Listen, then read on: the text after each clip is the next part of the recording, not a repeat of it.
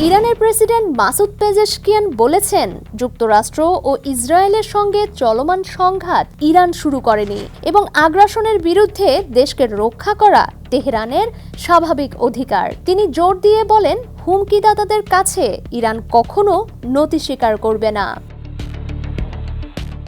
পবিত্র রমজানে এভাবেই আপন হয়ে উঠুক সবাই ইসপির আপন করা স্বাদে।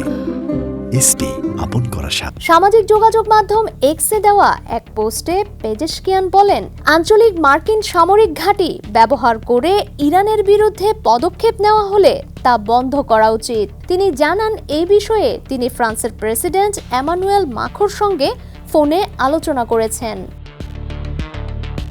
ইরানের প্রেসিডেন্ট বলেন, মধ্যপ্রাচ্যে স্থিতিশীলতা ও শান্তি প্রতিষ্ঠা সম্ভব নয় যদি ইসরায়েল যুক্তরাষ্ট্রের কথিত আগ্রাসন উপেক্ষা করা হয়। আন্তর্জাতিক সম্প্রদায়ের প্রতি আহ্বান জানিয়ে তিনি বলেন, এই হামলার নিন্দা জানানো এবং আন্তর্জাতিক আইন মেনে চলতে হামলাকারীদের চাপ দেওয়া জরুরি। পেজেশকিয়ান আরও বলেন, ভুল তথ্যের ভিত্তিতে অন্য দেশ দখলের উদ্দেশ্যে যুদ্ধ শুরু করা 21 শতকে মধ্যযুগীয় আচরণের শামিল। তিনি সতর্ক করে বলেন, ভবিষ্যতে ইরানের ভূখণ্ডে আর কোনো হামলা হবে না।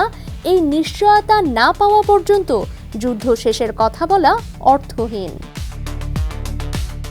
ডেস্ক রিপোর্ট, সমকাল।